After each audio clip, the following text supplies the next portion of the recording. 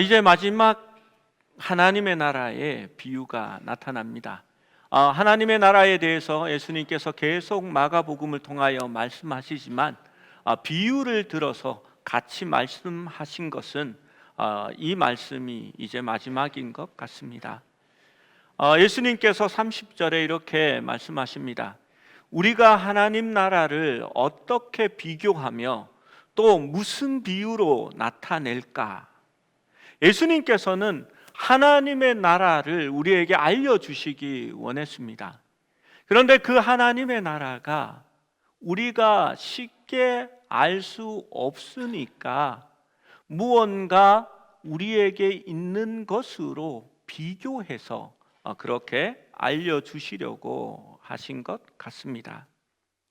그런데 비유로 그것을 말씀하시고 34절에 보면 다만 혼자 계실 때에 그 제자들에게 모든 것을 해석하셨다라고 말씀하십니다.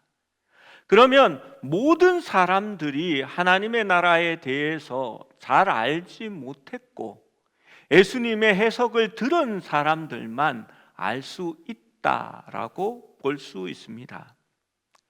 오늘날에도 하나님의 나라에 대해서 많은 사람들이 오해를 하고 있습니다. 하나님 나라에 대한 올바른 이해는 예수님을 따르고 있었던 제자들에게 정말 중요한 일이었습니다. 그리고 로마의 핍박 가운데 있으면서 하나님의 나라의 통치가 언제 이루어지는지 그것을 기대하고 있었던, 마가복음을 처음 받았던 마가의 기독교 공동체, 로마에 있는 교회들이죠. 이들에게는 정말 하나님의 나라가 소중했고 그 하나님의 나라의 임재가 어떻게 오는 것인지가 중요한 문제였습니다. 여러분, 오늘날에도 마찬가지입니다. 교회가 우리나라에서는 이제 점점 약해져 갑니다. 그러나 사실 오늘날 세계적으로 보면 하나님의 나라는 전파되고 있고 더 왕성하여지고 있고 많은 사람들에게 복음이 전파되고 있는 상황입니다. 유럽이나 우리나라 같은, 일본과 같은 나라들은 이제 복음에서 멀어지고 있지만 아프리카나 남미나 동남아시아 같은 곳에서는 지금 얼마나 복음이 왕성하게 일어나고 있고 교회들이 세워지고 복음이 전파되는지 모릅니다. 오늘날 우리가 이 땅을 살아가면서 그 하나님 나라가 무엇인지, 과연 우리에게 어떻게 임하는 것인지를 알고 있을 때에야 비로소 우리가 온전한 하나님의 통치를 받는 백성이라는 것을 세상 사람들에게 보여줄 수 있을 것입니다. 여러분, 하나님의 나라는 때로는 너무 멀게만 느껴지는 것 같습니다.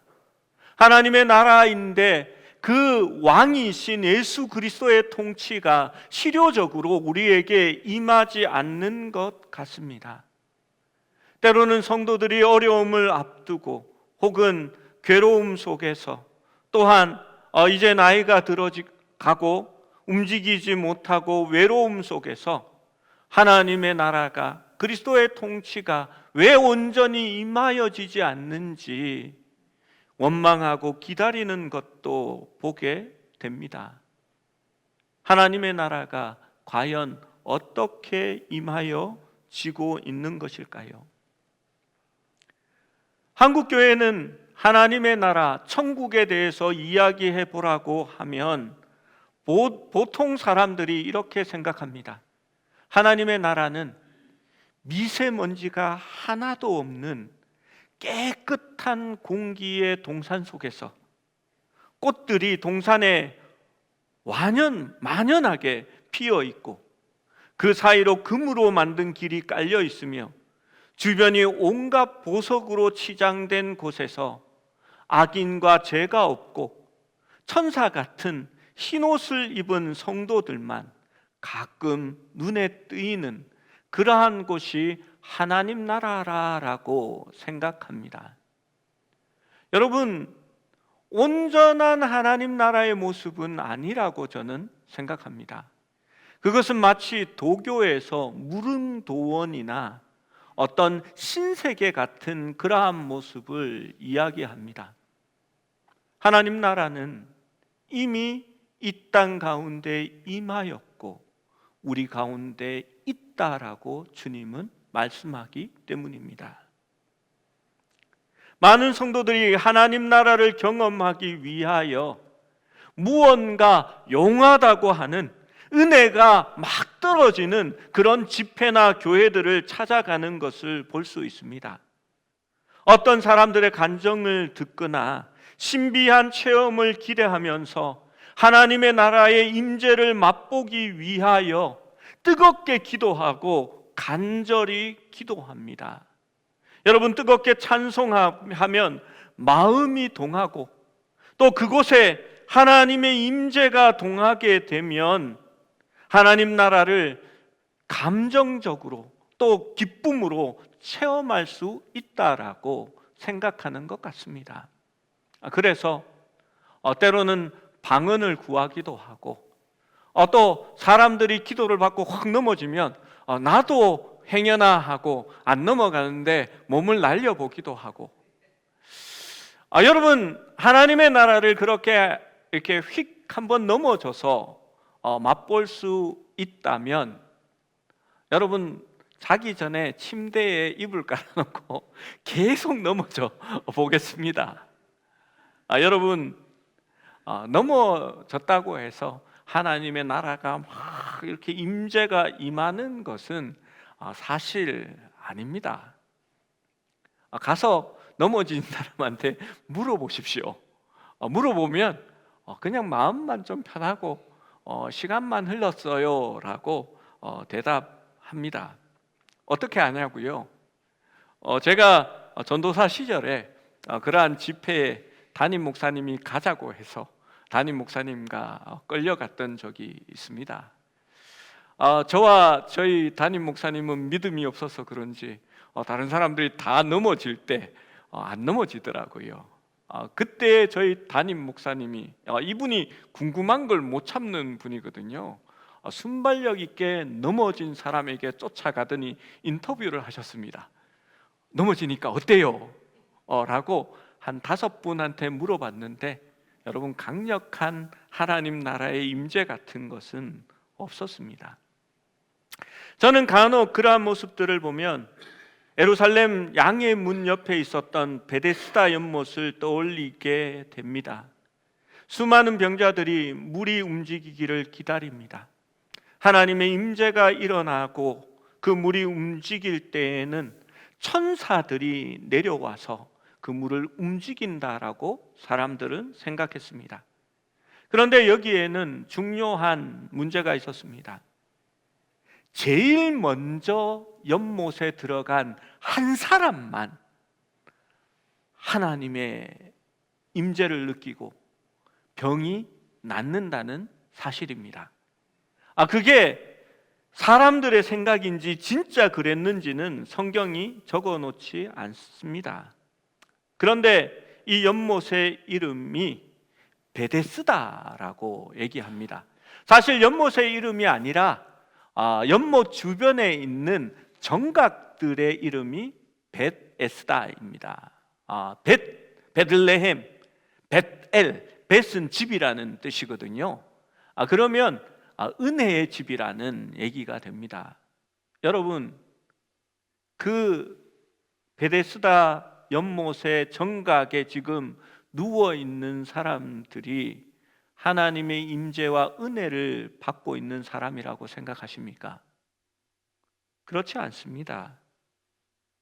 여러분, 베데스다 연못이 그 연못이 있었는데 물이 동할 때 한 사람만 낫는 겁니다. 그러면 연못을 떠날 수 있겠습니까? 못 떠나겠습니까? 최대한 연못 가까이에 있어야 됩니다. 저 같으면 나오지 않고 발 담그고 그냥 있겠습니다. 그러다가 물이 동하는 것 같으면 그냥 미끄러져서 그냥 들어갔다가, 아니면 다시 또 발 담그고 있다가 발이 부러터져도 그러고 있어야 되는 겁니다. 그런데 햇볕이 너무 강렬하니까 그 주변에 베데스다 정각들을 지은 겁니다. 그리고 물이 동하기를 기다리는 거지요. 여러분, 한 명만 낳는 겁니다. 사실 이름은 베데스다인데, 은혜의 집인데 그것은 은혜가 아닙니다. 경쟁과 노력과 절망의 집입니다. 특별히 38년 된 침상에 누워있는 그 병자에게는 더욱 그러했습니다. 자신이 그럴 수 없었거든요. 들어가고 싶지만 자기는 누군가가 넣어줘야만이 들어가는 겁니다. 여러분, 사람들이요, 어떨 것 같습니까? 나는 그렇게 심한 병이 아니니까 저 38년 된 병자부터 먼저 넣어줘야지, 그럴 것 같아요. 안 그렇습니다. 자기는 무좀이 있는데 38년 죽을 것 같은 사람보다도 내가 먼저 발 담궈서 무좀이라도 나아야지 하는 게 사람들 마음입니다. 저만 나쁜 인간이고 우리 성도들은 어떻게 그런 이런 표정을 짓고 있습니다.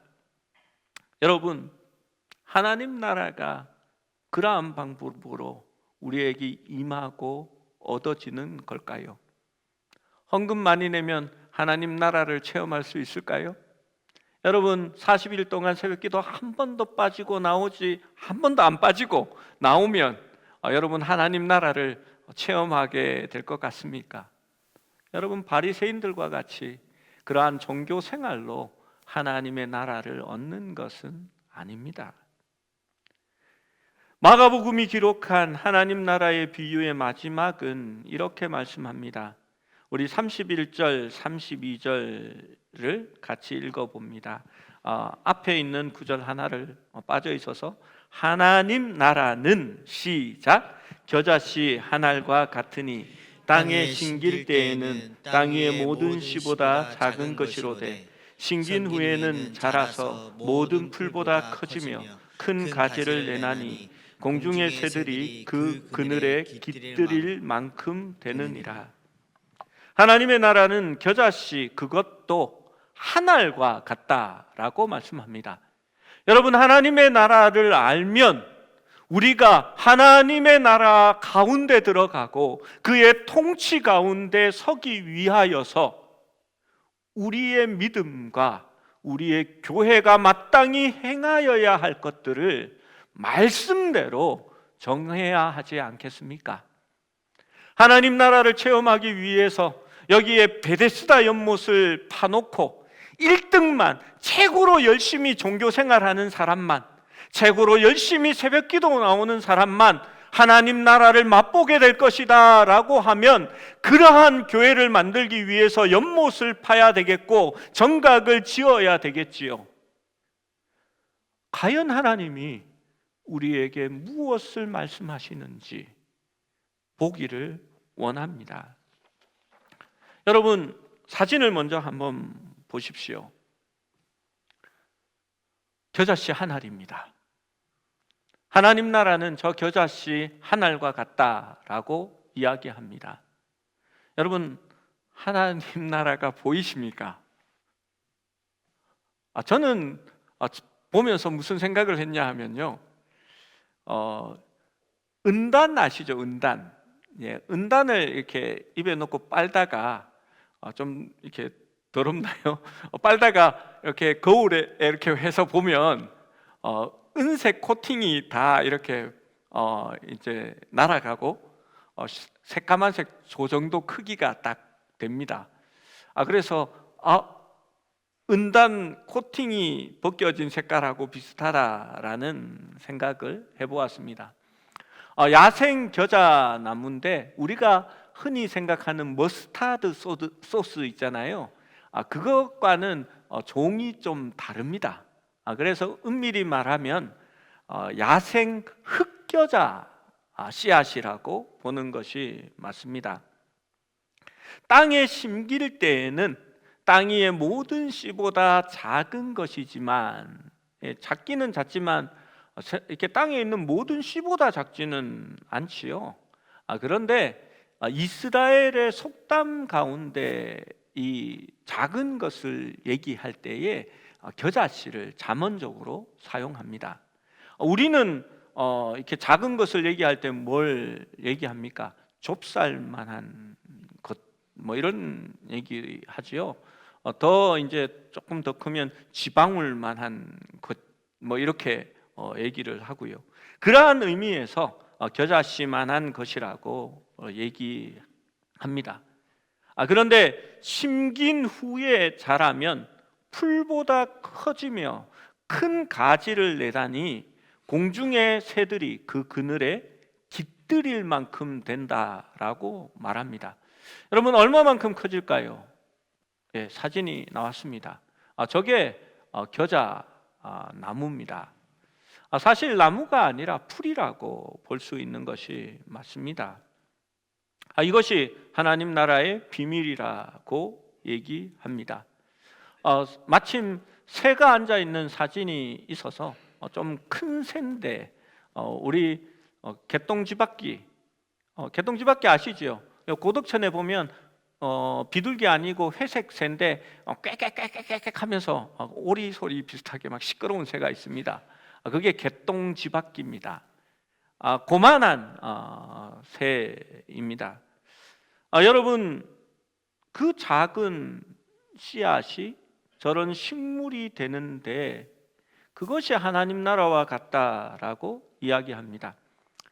여러분, 여기서 우리가 잘못 상상하는 것이 있기 때문에 몇 가지를 교정하고 넘어가면 좋겠습니다.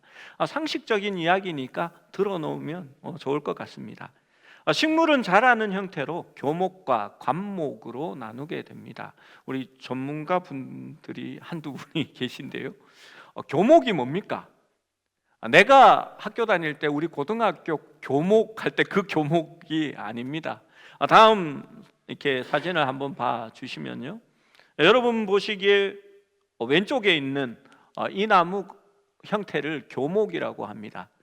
굵은 원 줄기가 있고요, 그 위로 이렇게 작은 가지들이 이렇게 뻗어 나오는 이러한 형태가 교목이라고 얘기합니다. 흔히 우리가 잘 아는 소나무, 메타세콰이어, 아카시아, 떡갈나무, 상수리나무, 은행나무, 이런 것들이 교목입니다. 그러면 이제 관목을 설명하기 위해서 제가 이 교목을 끄집어냈거든요. 관목은 키가 큰 나무가 아니라 덤풀로 구성되어 있는 나무입니다. 대개 한 2m 이하의 나무로 주된 줄기가 없습니다. 이런 형태인데요, 이렇게 주된 줄기가 있고 옆에서 나오는 게 아니라 땅에서 여러 개의 줄기가 이렇게 올라오는 겁니다. 하나의 줄기가 올라와도 바로 땅 위에서 여러 개의 줄기로 이렇게 나뉘어지는 형태가 바로 관목이라고 얘기합니다. 여러분, 겨자씨 나무는 이러한 관목입니다. 우리 주차장 내려가는 길을 한번 유심히 보십시오. 가지치기를 다 해서 이렇게 엄청나게 이제 정리가 다 되어 버렸습니다. 원래 교목이 있는 사이에 관목들이 우거져서 사람도 들어갈 수가 없었고, 또 이 교목 아래에 관목들이 있으면 빛을 못 받아서 죽게 되거든요. 그래서 죽은 나무들이 있었는데 깔끔하게 이제 정리가 되어 있습니다. 여러분, 우리 주차장 내려가는 데에 처음에 보이는 주목나무 말고요, 노란색 이렇게 단풍이 들어서 떨어지고 있는 것이 좀작살나무입니다. 관목이지요. 그리고 우리가 잘 아는 진달래, 철쭉, 개나리, 조팝, 짓동나무, 요 근처에 다 있는 나무들입니다. 황매와 장미나무, 찔레, 이런 것들이 관목입니다. 넝쿨처럼 이렇게 우거져 있지요. 이런 것들은 주로 울타리로 많이 사용되는 나무들입니다. 좀 아닌 게 하나 있습니다. 자목련은 관목입니다. 그런데 이렇게 좀 높게 자라게 되지요.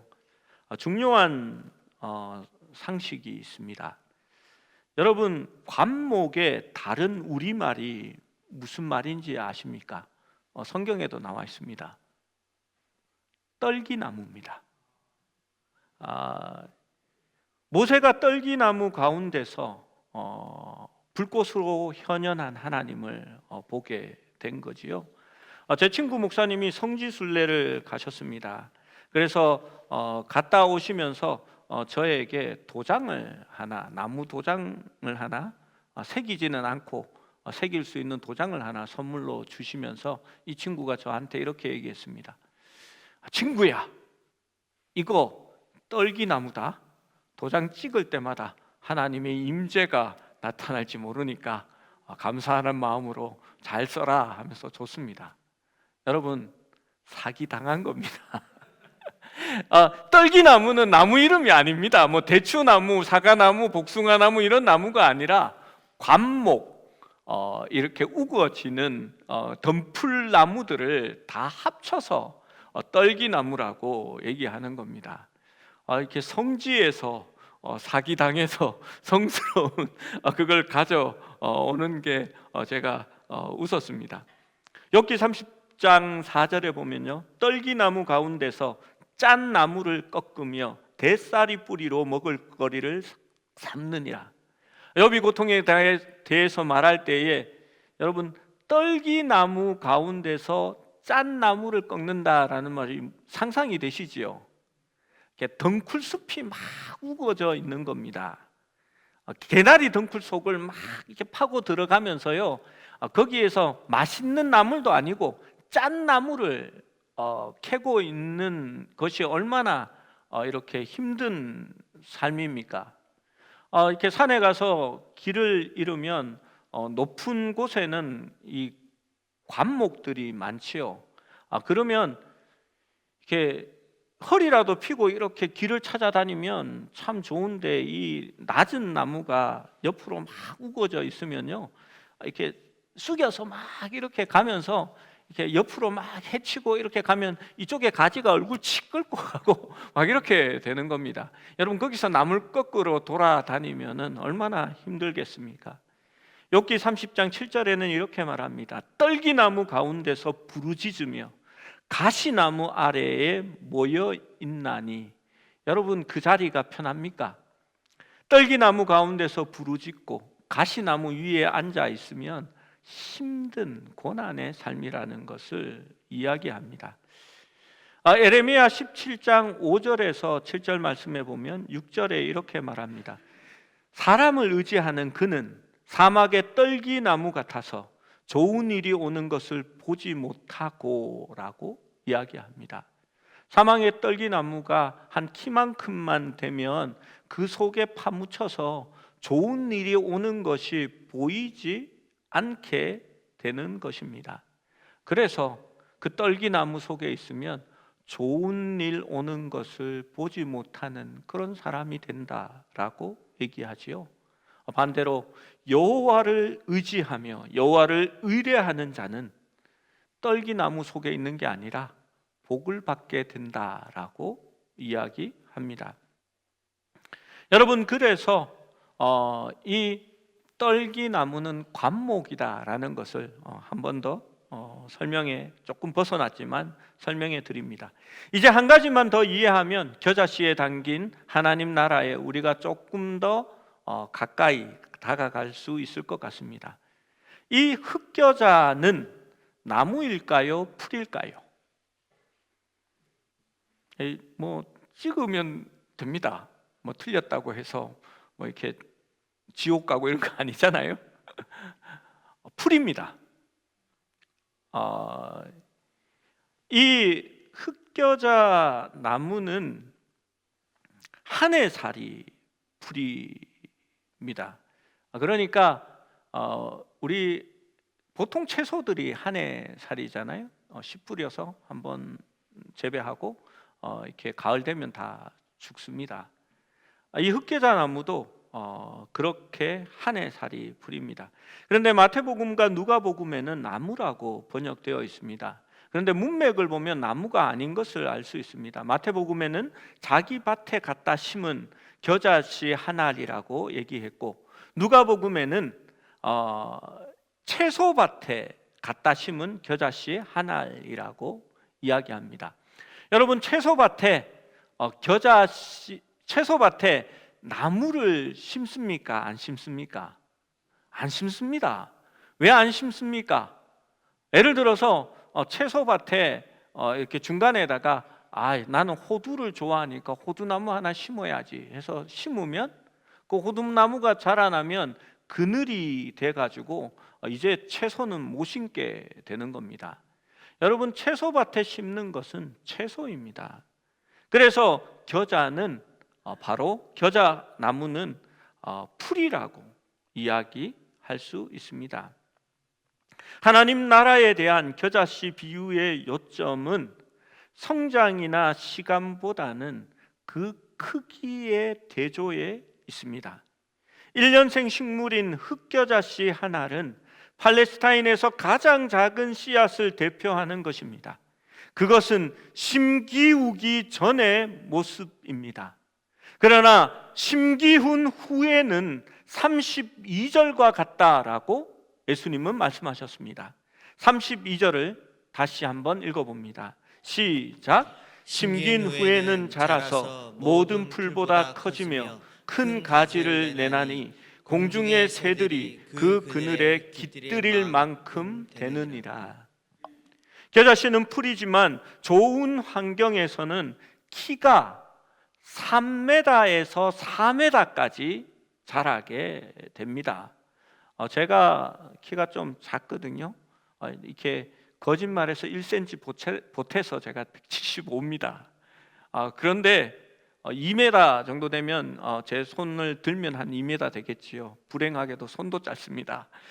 그런데 이 2배 정도 크기가 돼야 나무 아니고 겨자 풀의 키의 크기가 되는 겁니다.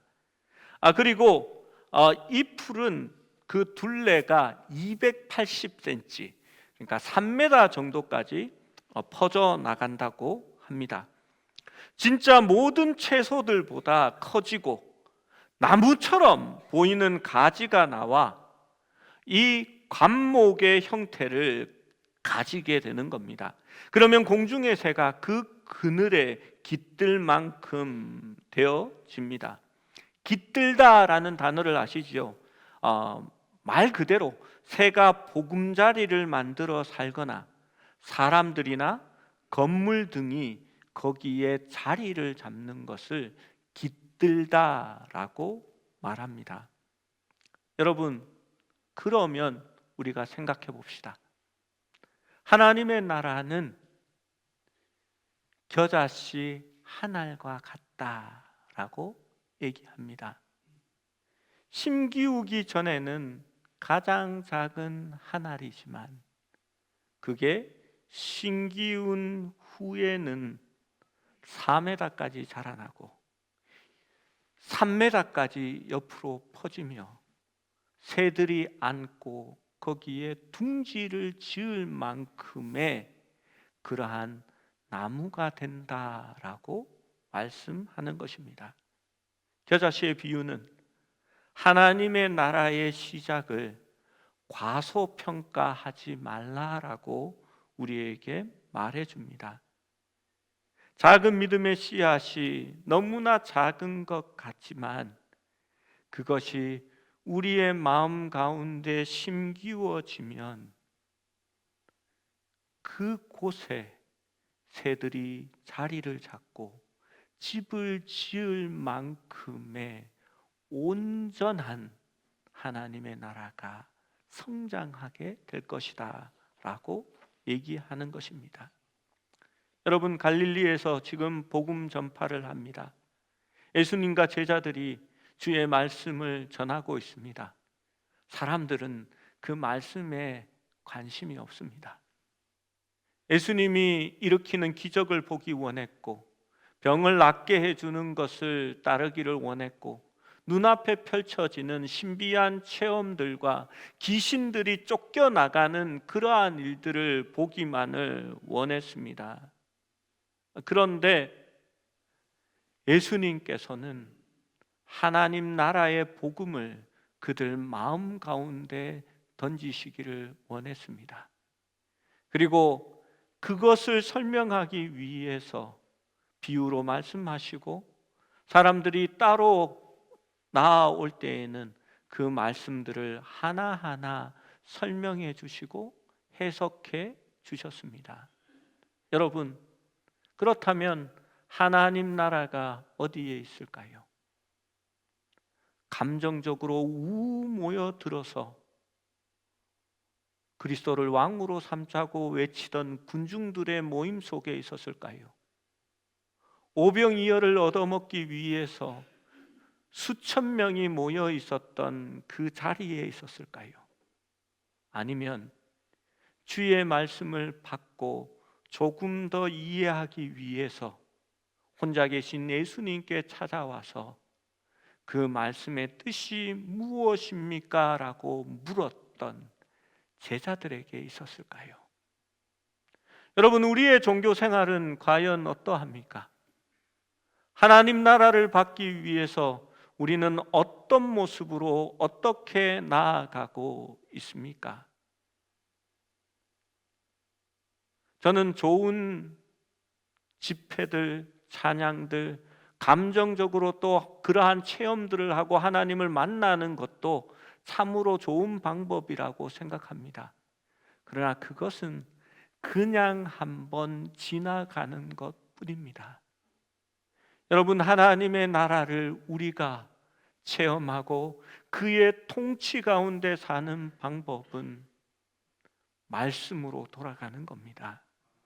그 작은 말씀 하나가 우리의 마음 속에 던져지고 그 말씀이 우리 속에서 자라나게 될 때에 하나님의 통치는 우리 가운데 임하여지고, 그리고 그 하나님의 나라는 생명력이 있어서 우리를 그 안에서 정착하고 집을 짓고 머물게 만드는 역사가 있게 되는 것입니다. 비록 작지만 여러분, 그 씨앗에는 예수 그리스도의 생명력이 있습니다. 여러분, 그래서 저는 그 찬양을 부를 때마다 가슴이 뭉클합니다. 예수 안에 생명 있네, 주 안에 빛이 되시네. 왜 그렇습니까? 작지만 그 생명이 주의 나라를 만들어 갈 것을 믿기 때문입니다. 여러분, 인간의 눈에는 잘 보이지도 않는 가장 작은 시작에서 하나님은 세상의 모든 민족을 포용하는 그의 나라, 강력한 왕국을 만들어 가시는 것입니다. 하나님 나라의 왕이신 우리 예수님은 지금도 우리들에게, 또한 교회 공동체에게 그 나라를 선포하며 그의 통치를 이루어 가시는 겁니다. 여러분, 하나님 나라를 구하십니까? 기도하십시오. 하지만 하나님의 나라는 통째로 하늘에서 툭 떨어지지 않습니다. 하나님은 그 나라를 우리에게 주실 때에 씨앗으로 우리에게 주실 것입니다. 그러나 그 씨앗은 작고 보잘것없는 것 같지만 그것이 심기워지면 겨자씨 하나를 일으키는 놀라운 변화가 우리 가운데 일어난다라고 말씀하는 것입니다. 저는 그것을 믿습니다. 주의 말씀이 우리에게 하나님 나라를 가져올 것임을 믿는 것입니다. 에베소서 3장 18절에서 20절 말씀을 같이 한번 읽어보고 말씀을 마무리합니다. 시작. 능히 모든 성도와 함께 지식에 넘치는 그리스도의 사랑을 알고 그 넓이와 길이와 높이와 깊이가 어떠함을 깨달아 하나님의 모든 충만하신 것으로 너희에게 충만하게 하시기를 구하노라. 우리 가운데 역사하시는 능력대로 우리가 구하거나 생각하는 모든 것에 더 넘치도록 능히 하실 이에게. 저는 이 말씀이 좋습니다. 제가 가진 능력대로 하나님이 하시면, 제가 가진 지식과 지혜로 여러분에게 말씀을 전하면 여러분은 얻어갈 것이 없습니다. 그런데 하나님은 우리에게 자신의 모든 충만한 것으로 따라, 영어 성경에 보면 according to라고 적어놓고 있습니다. 하나님의 충만함에 비례하여서 우리에게 그 충만함을 주시겠다라고 얘기합니다. 우리가 생각하는 것은 작고 우리가 구하는 것도 너무나 작습니다. 그러나 하나님은 우리 가운데 역사하시는 그의 능력대로 우리가 간구하고 생각하는 모든 것보다 더 넘치도록 능히 하실 우리 하나님께 영광을 돌린다라고 얘기하는 것입니다. 하나님 나라의 비유, 그 하나님 나라는 우리가 이루어가는 것이 아닙니다. 우리가 주는 것이 아닙니다. 그 하나님의 나라가 우리 속에 들어올 때에 하나님의 충만함으로 우리를 충만하게 하실 것이요, 우리가 구하고 간구하는 것보다 더 크고 능히 하실 우리 하나님께서 그 하나님의 통치를 우리 가운데 이루어 가신다는 것입니다. 여러분, 작은 말씀이지만 그것을 내 마음속에 받아들이십시오. 심기우게 하십시오. 적용하십시오. 그러면 하나님의 나라가 그렇게 임하여지고 하나님의 충만하심으로 더 넘치도록 능히 우리를 지배하시며 하나님의 평화와 안식과 평강이 우리 속에 임하여지는 온전한 통치가 있는 하나님 나라로 되어질 줄 믿습니다.